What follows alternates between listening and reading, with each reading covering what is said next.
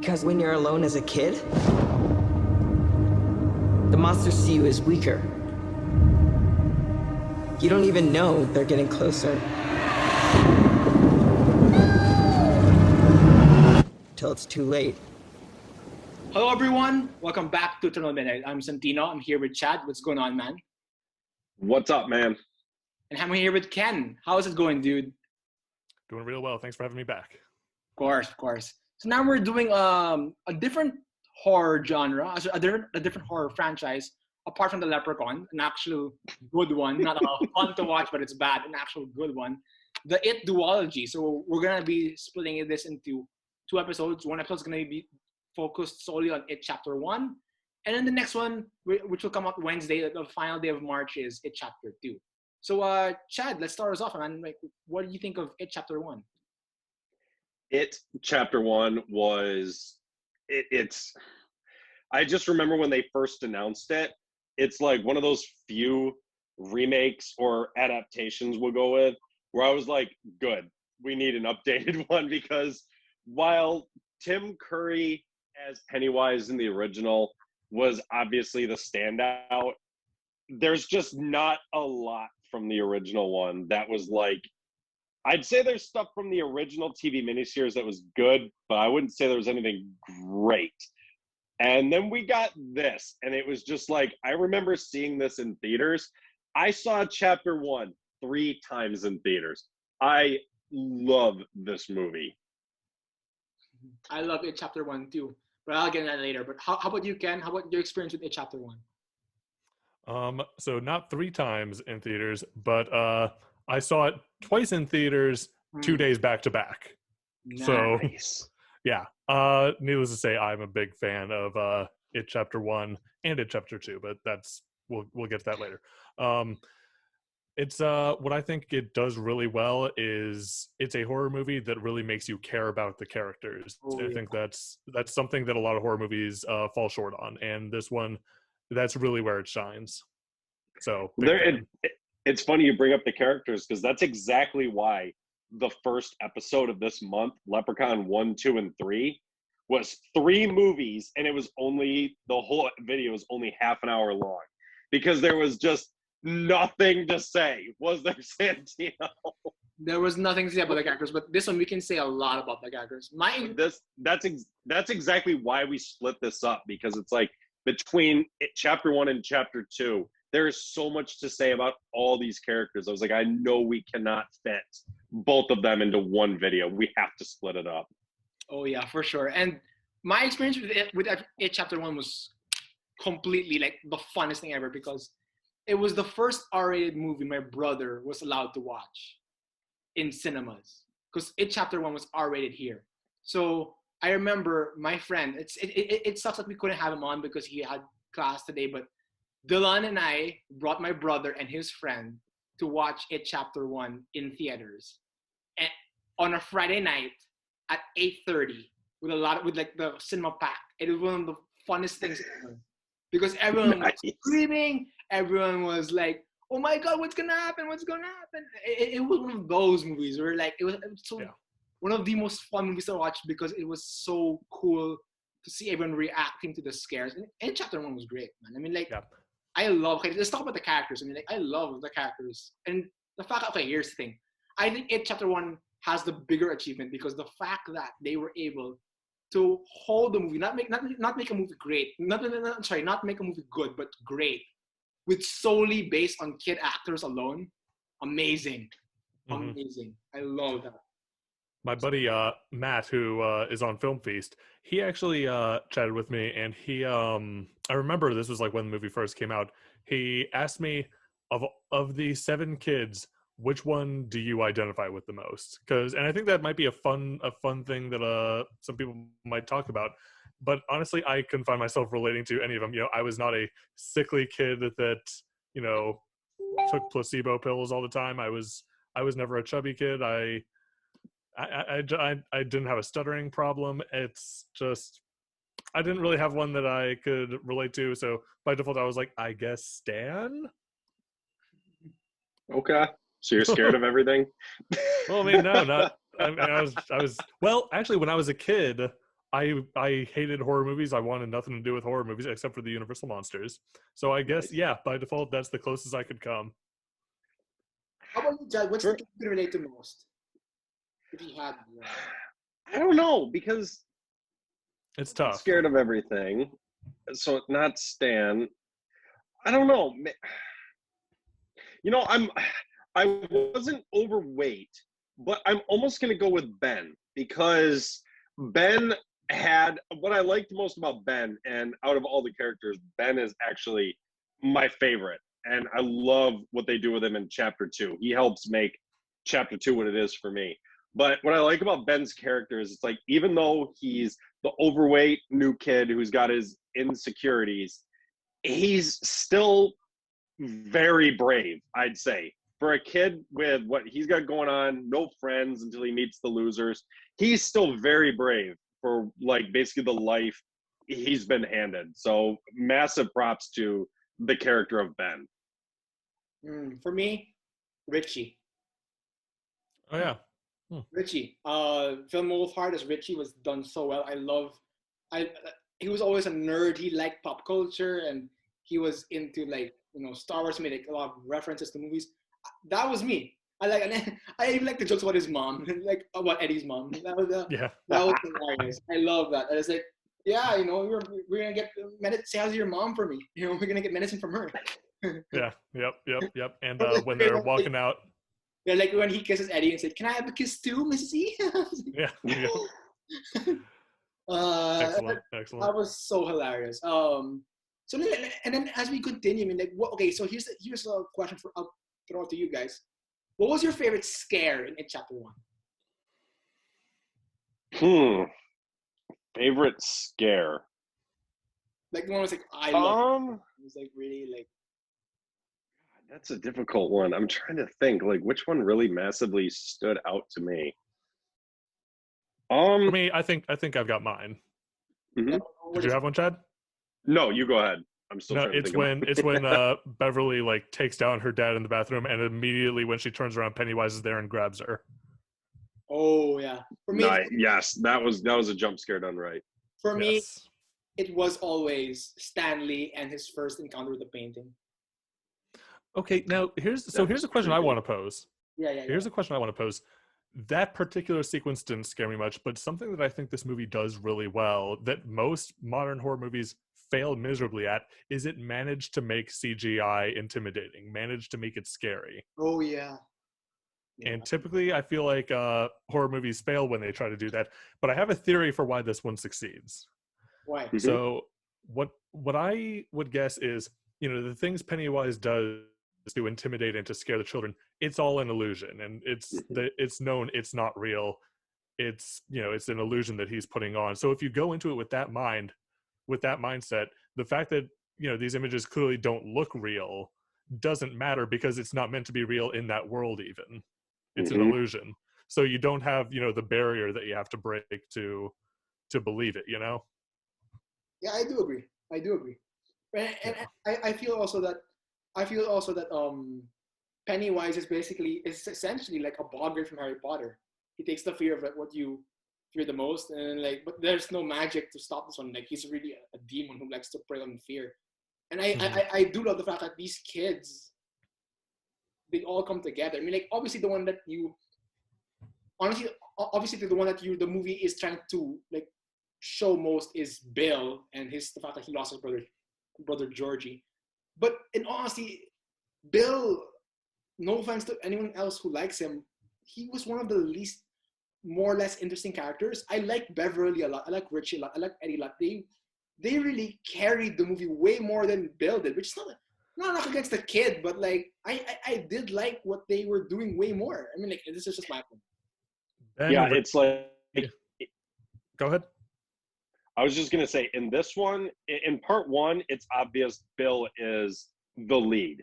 Bill's the lead of the ensemble. Whereas when we hit chapter 2, there is no lead. Everyone gets, in my opinion, in chapter 2 gets pretty much all equal screen time in their experiences. This one, Bill just is the lead. Like I don't think there's ever a scene we see like inside Richie's home or anything like that. I don't think so. But as far as characters, I would agree. I think in part one at least, Ben, Richie, and Bev are like the real MVPs of that movie. Mhm. And Bill, I do think is a little less interesting, but really, Mike and Stanley don't get a lot of Yeah, attention to them. You don't really get a lot of development for those two. yeah. The thing with Mike, Stan's claim to fame was constantly going, "Why are we doing this? It's summer. We're supposed to be having fun." Yeah, Poor and I kid. do love the scene where Bill's just like, "Okay, next time we're gonna be ready." He's like, "No, next time, no, next time, Bill." I can't blame them. After what happened in the house that day, fuck Yeah. that. I'd want to be done too. Yeah. Eddie almost getting killed. Yeah, I would have been. I'm done with this. Absolutely finished with this. And as fucked up as it's gonna sound, when Beverly is like, "This thing is just gonna be back in 27 years," and Ben's just like, "That's fine. I'll be 40 and long gone by then." yeah, it's someone else's problem now. I mean, like, I mean, it's fucked. Yeah, it's fucked up, but it's just sort of like I can't say, man, would I sort of have that same attitude? Like, I'm gonna be gone by then. yeah, because like, I can understand where they're coming from because they're just kids, and they're literally facing off against a demon clown who wants to torture and make you feel your worst fears. Yeah, I'd fuck right off also. Not to nitpick, but I'm sure your friend Dylan would probably point this out. Pennywise is not technically a demon; he's like an intergalactic entity. I know about Something. So not to nitpick, but Mhm. Yeah, I know what it is. Like that's just the best analogy I could come up with. yeah. But like, yeah, but no, honestly, like the whole point of it is like, it's really, I love the theme, which is overcoming your worst fears, Mhm. and they pulled off splendidly, in my opinion, with all these kids who do a damn fine job. I mean, like, I've never seen a more impressive cast of kids carry movie since the first Harry Potter movie. So And what I like about this movie and the scares, and why I think this is just my interpretation of it. We'll dive into this more when we talk chapter 2. But what resonates more with people about this one as opposed to part 2 is the scares in this one are obviously a lot more I want to say fantastical is the word I'm going to use. The headless boy, the painting coming to life. Mike realizing, that his parents who burned up the hands coming out. yeah. It's more, quote unquote, I'll say fun, comic-y scares that you can look at and have fun watching it. Whereas the scare, like I've seen the complaint, the scares in 2 aren't as scary. And it's like, yeah, but most of the scares in 2 are aimed at adults and fears that adults themselves have, which isn't as, I'll say, fun to think about and laugh at. Like, it's not fun as an adult being reminded of your abusive childhood as opposed to walking around in a basement and a headless boy starts chasing you through the basement of a library. They're very different types of scares for different demographics, and we all view things differently. It's just a lot more fun watching the painting come to life and chase you, Yeah. Dude, I think dang, what was I going to say about it? So this is I've said this before about, because there's so many different types of horror that you have, and this is definitely, like you guys were saying, it's fun horror. This is a movie that you're in the movie theater and you'll jump and you'll like get creeped out by scenes, but you leave the movie theater laughing because you had a good time. exactly, Mm-hmm. exactly, and And it really is a movie meant for fun. I mean, like, yeah, it's not like it's a horror movie like Rosemary's Baby Hereditary, or Hereditary. Yeah, one of those. It's like where I am just bothered for the week where afterwards. you feel like you're bothered, or you feel unclean after watching it.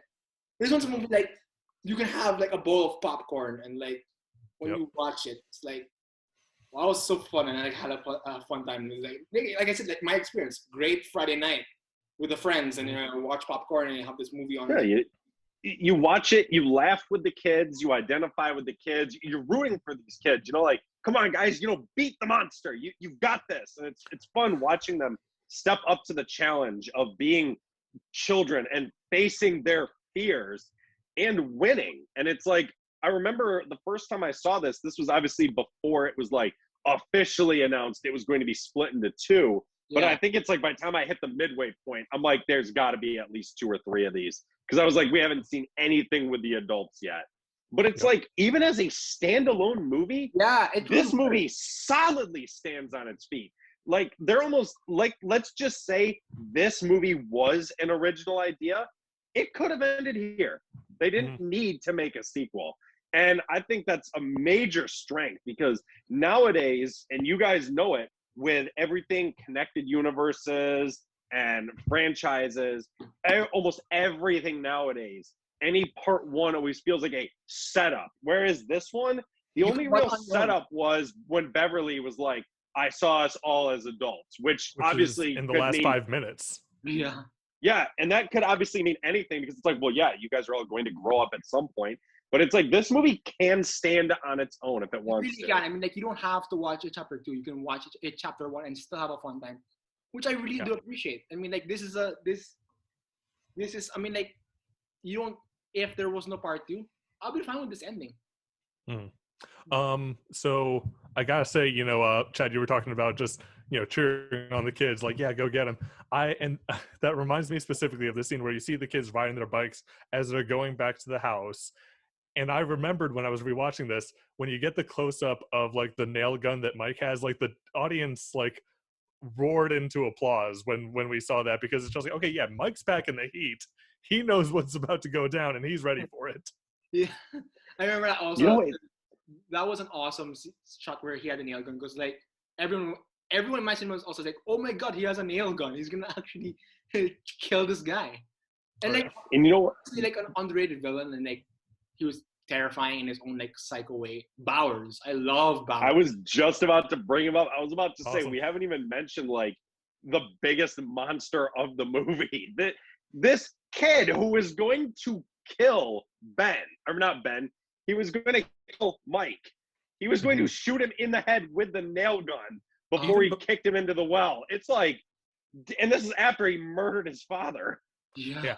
Also, okay, so about that scene where his dad, now this just goes to show how more deeply Kelsey thinks about these things than I do.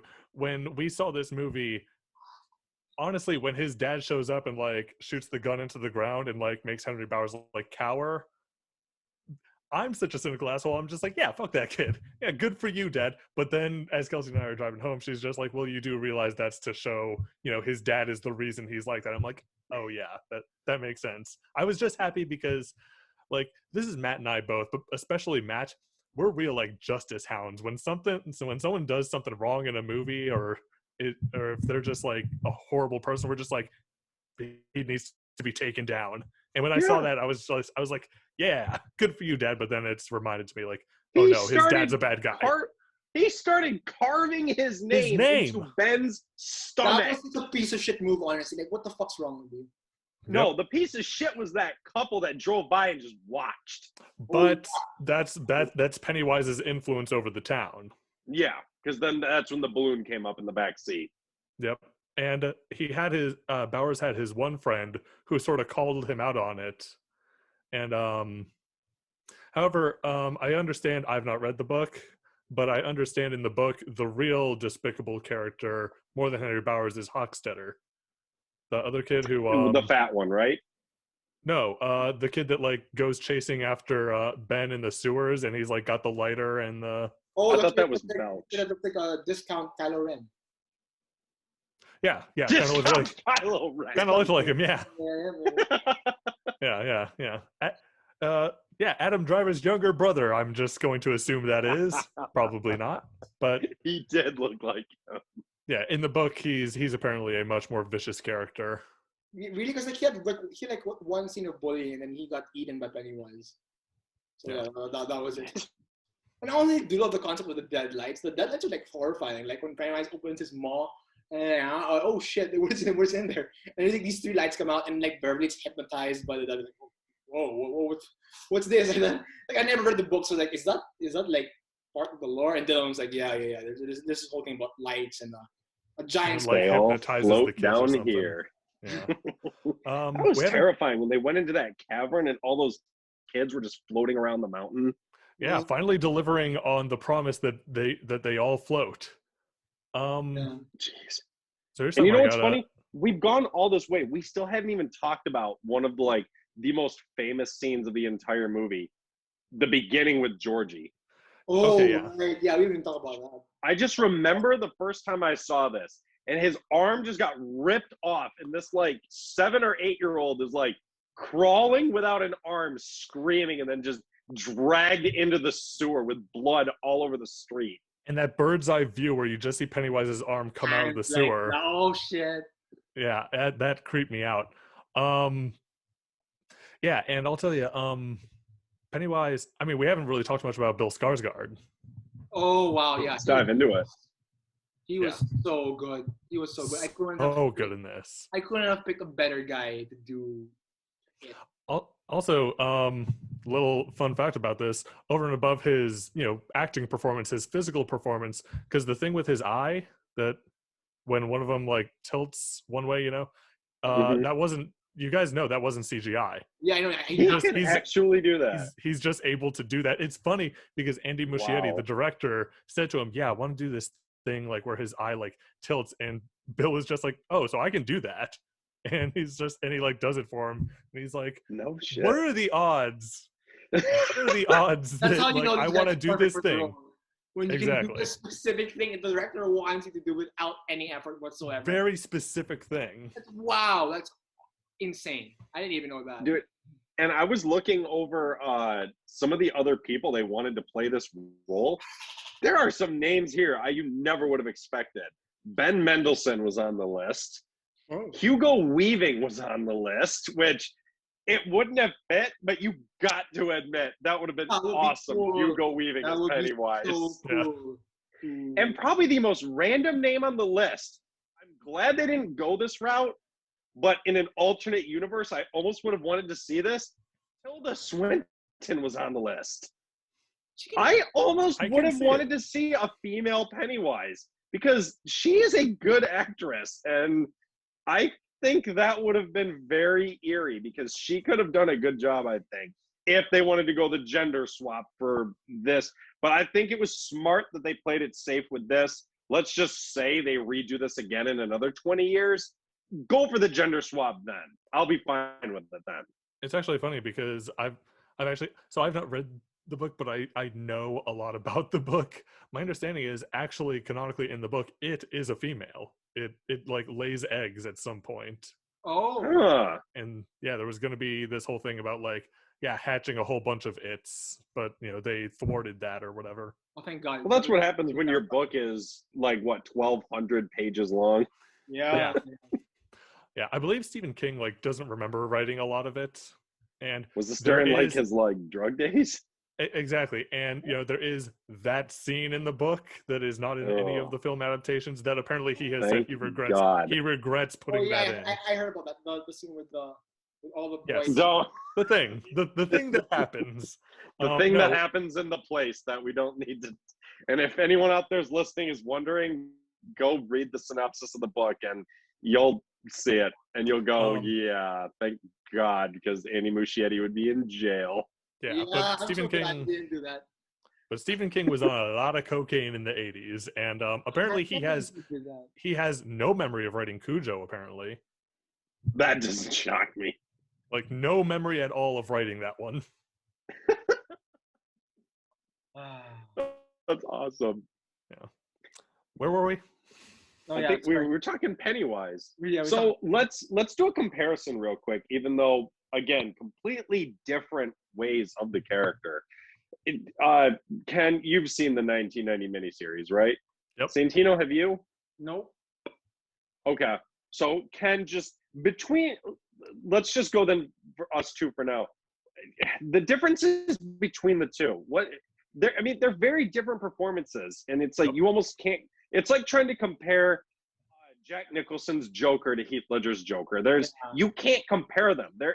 They're night and day differences of a fictional character.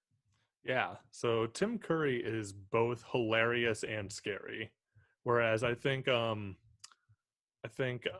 scary as TV miniseries in 1990 would allow.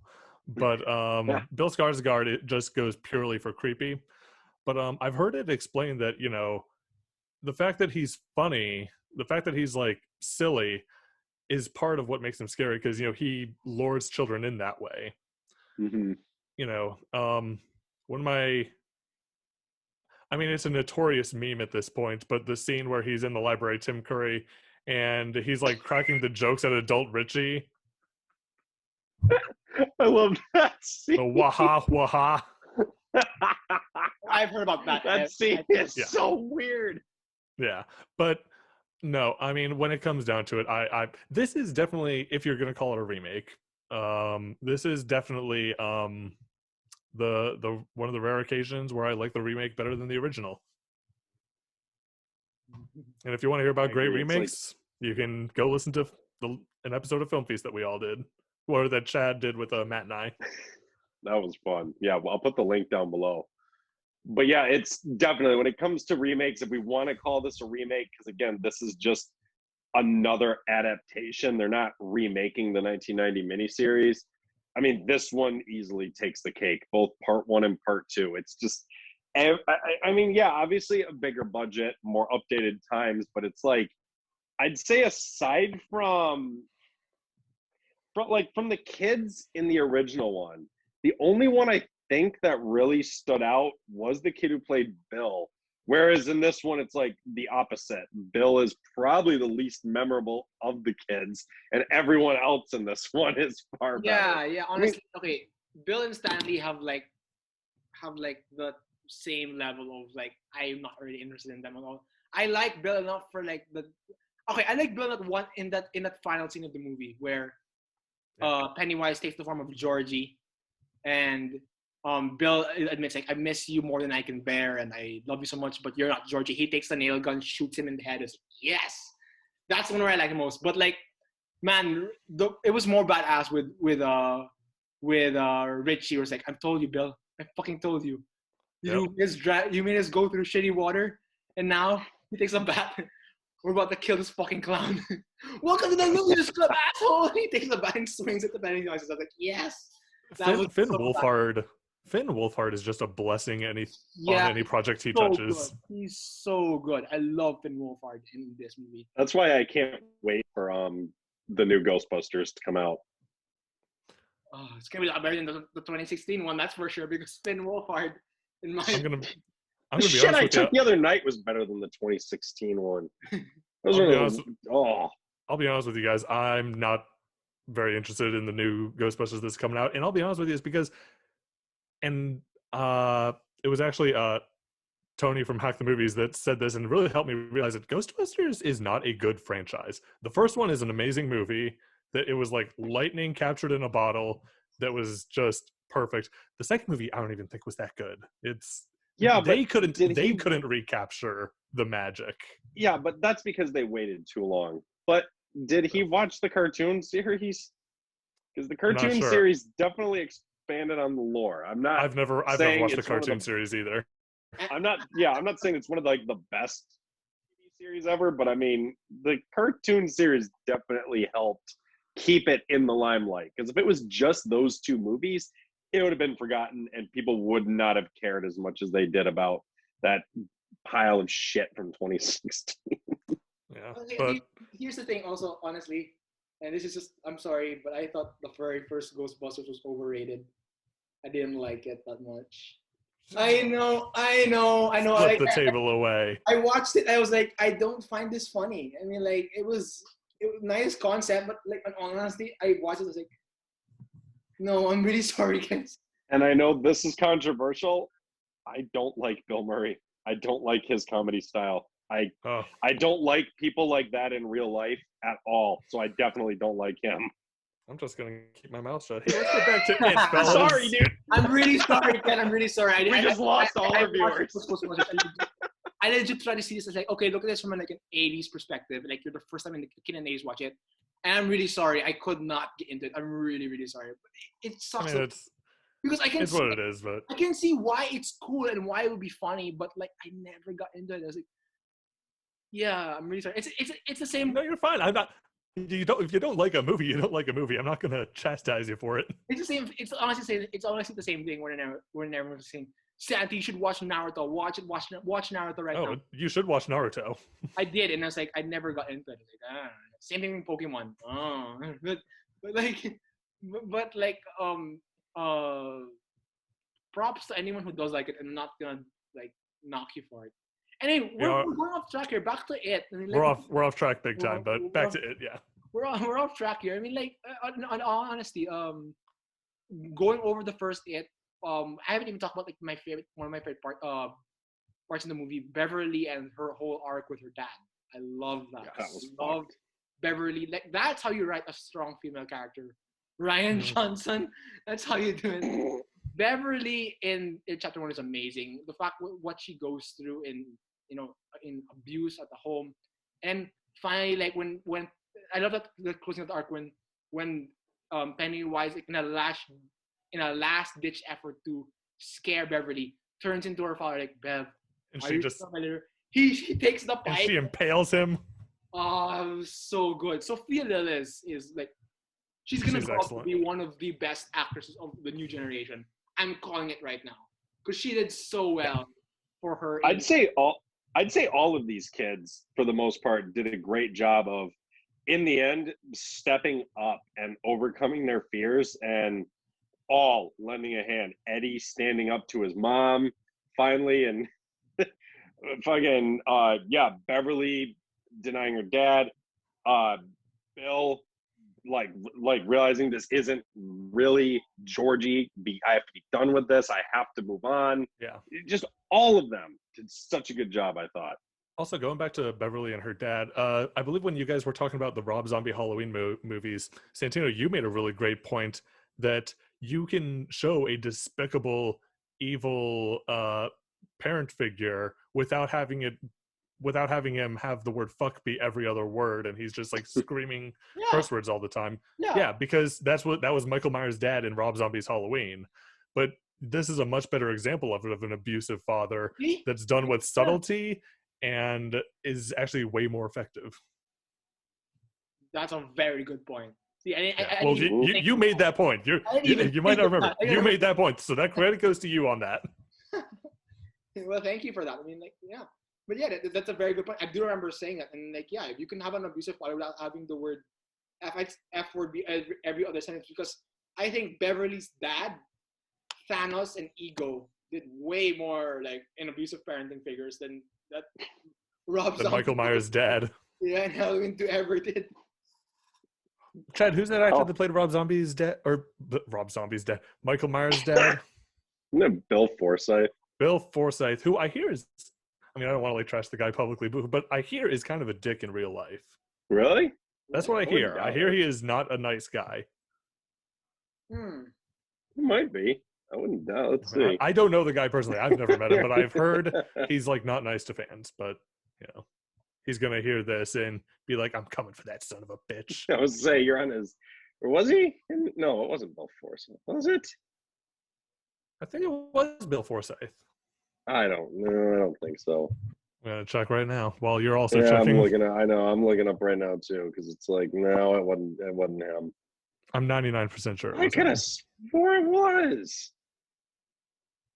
No, not 1978. I'm looking for. Anyways, Santino, say something while we're both looking this up. Yeah. We're gonna get like trashed in the comments. We're like, you idiots! You should have known who it was. William Forsythe. So yeah, kind of Bill. It's but when I typed in Bill, it gave me some Scottish dude. Yeah. Anyways, so yeah, I mean, like, what else can we cover? I mean, like, I think we covered all bases, right? Unless you guys have something. I don't have any. My closing thoughts are across the board. I'd say all the kids did a good job. Like, yeah, obviously, Mike obviously didn't have too much to do. Stanley wasn't given a ton to do, but I'd say for the roles they did good jobs. And the rest of the kids, great jobs across the board. The movie is just an absolute blast to watch. I mean, this is, like you said, this is a fun horror movie, which is very contrast to chapter 2, which we'll cover next. But yeah, this is just a fun horror movie across the board. And then my closing thoughts, the fact that I'll repeat what I said in the beginning. The fact that this was carried solely by kids, and the fact Mhm. that you're able to portray abuse and hurt and bullying in such an awesome and respectful way makes this one of the best horror movies ever made, in my opinion. One of the best. Mhm. And chapter one is like awesome, and I have nothing to knock it against of. So yeah, those are my final thoughts. How about you, Ken? Um, Santino, you make a great point about how kids really carry this movie, and that's just what makes it so damn impressive. That all the performances, even Stanley, Mike, and yeah, I'd say Bill, you know, even though they might not be the most interesting, they still are convincing and entertaining with what they do. Yeah.